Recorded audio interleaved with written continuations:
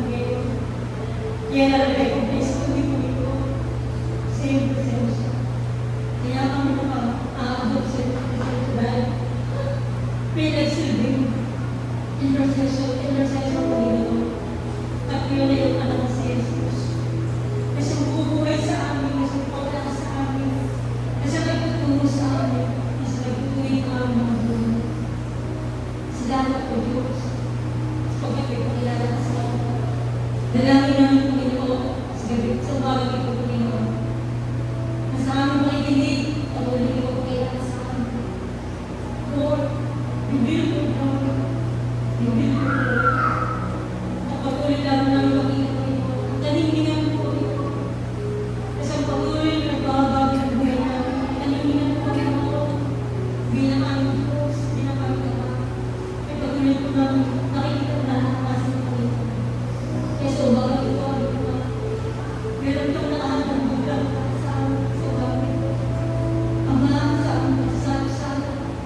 Langin namin. Huwag kami ng kaligayahan sa kaikinig ng iyong masalita. Pagkatunay nga po ng salita mo sa pag-asa namin. Masalita mo sa gabay namin po. Masalita mo sa buhay namin po. At magiging sa magbibigay ng isa kayo ito. Mami Pastor, ito yung mag-bless sa kanyang puso. Huwag ba kaya ako nito? Nagpatuloy lang ang ibigay sa amin. Manalatakot na marinig namin sa amin. Kahit may sumugat sa ating Panginoon, ito ang makabahabang sa ating Panginoon. Naway buwan kami ng Espiritu na ng gabi kung ano ang nais para sa amin. Lord, it is our prayer. Let your will be done in this place. Let your will be done in our lives. Let your will be done, O God. Not our will, but your will, O God. Sapagkat tuloy ako ng kalooban mo ay ina, kalooban mo ino, ay nabibigay na kasi sa amin.